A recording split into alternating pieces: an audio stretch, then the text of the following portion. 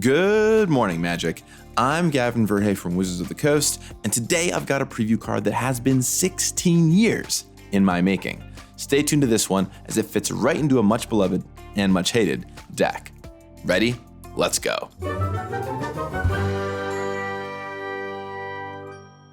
Right now isn't the first time we've seen the Brothers' War. All the way back in 1994's Antiquities expansion, we kicked off this epic story and is the set that today's Brothers' War pays homage to. Now, here's something wild a lot of people don't know about Antiquities. Every card in the set says artifact on it somewhere. All the non-artifacts somehow interact with artifacts, from destroying them to preventing damage to them, and all the artifacts are, well, artifacts and have that written on the type line. Even lands like Mishra's Factory and Workshop have the word artifact on them. There is always the word artifact. That is, with 4 exceptions. One of them is Strip Mine, which certainly fits the theme and is great in an artifact deck, so it got a pass, I suppose. But iconically, this is the set that introduced Urza's Tower, Urza's Power Plant, and Urza's Mine, the cards which, together, create the Urzatron. After all, 7 colorless mana is quite good for casting artifacts. You know, powerhouses like Mishra's War Machine. These cards have been reprinted many times across Magic history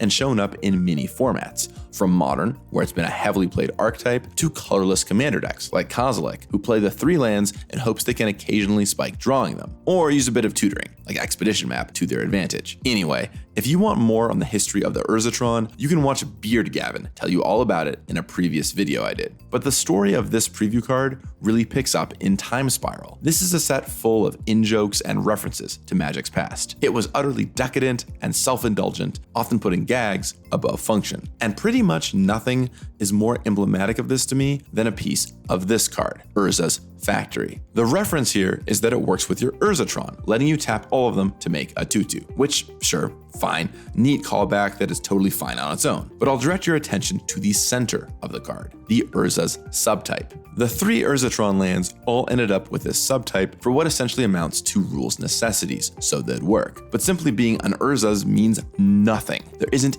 anything that interacts with that. It was literally a word written on the card for an in-joke that is irrelevant and only serves to confuse people as to what an Urza's land is. It had no gameplay relevance. And I remember thinking then, in 2006, when I was 16, that it would be cool if a card cared about the Urza's type and made this mean anything at all. That has been stuck rattling around in my brain ever since. When working on the 8 set and collector booster commander cards for the Brothers' War, I looked back to Antiquities for inspiration. I wanted to see what kind of callbacks I could do. And when I saw the Urza lands, I immediately knew this was finally my time to try and make good on this. So I made a card, and I'd like to introduce you to Urza's Workshop. It's an Urza's land that taps for colorless, or if you have Metalcraft, taps for the number of Urza's lands you have. Finally, the Urza type matters. The lands which will give you mana here are the original Urzatron, Urza's Factory, Urza's Saga, and this one. Oh, and if your playgroup is alright with it,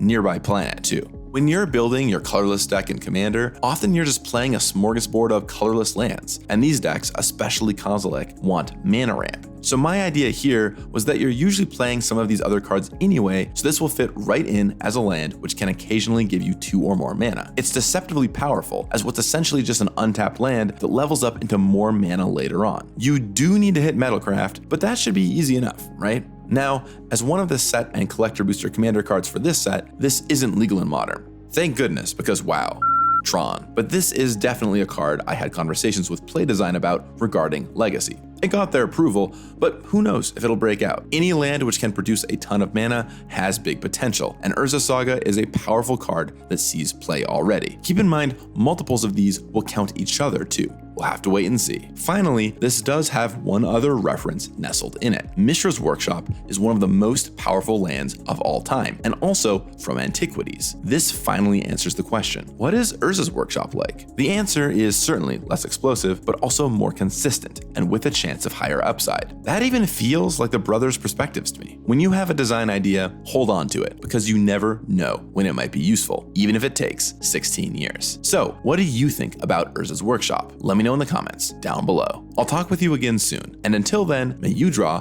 the perfect mix of Urza lands. You got this. cards, and what cards like Evolving Wilds can do. I thought about it again for some commander decks, but there was another problem. We don't like doing tutors in our commander decks. We do basic land tutors, but only because they're easy and simple. This would force a player picking up a precon who might not know the contents to look through every land in their deck to find the right one. Not a great fit there either. You can actually